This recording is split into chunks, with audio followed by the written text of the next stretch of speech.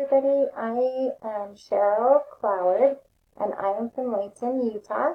I am a grandma, and I am trying to finish my school finally. I am just going down the list here of the things that we're supposed to talk about in our video. So, how I plan on applying the things that I learned from this class is I will probably use it in every aspect of my life.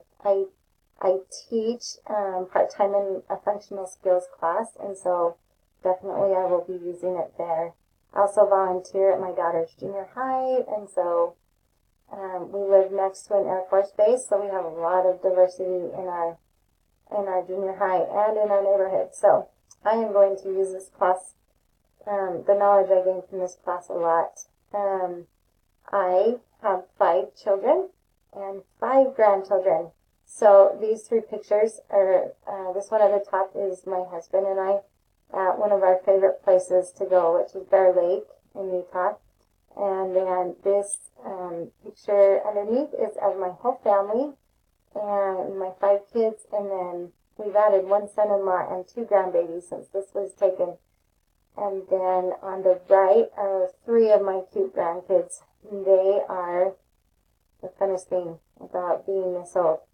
And that's about it for me. I did learn from the learning style activity that I am a combination of 3 different learning styles. I think I'm a combination of the concrete, sequential, abstract sequential, and abstract random. So that usually is what happens when I take these kinds of tests. I just always end up being a mixture of a few of them. So anyway, the thing that I loved about those is that in the reading it said that not any one of those learning styles is better than another. And I think that that's important to remember in this class. It's just like this class because, of course, we're different ethnicities, different cultures, different backgrounds, but none of them are better than any other. And we're all children of God. So anyway, that is me, and I'm excited to learn from this class and learn from all of you. Thanks.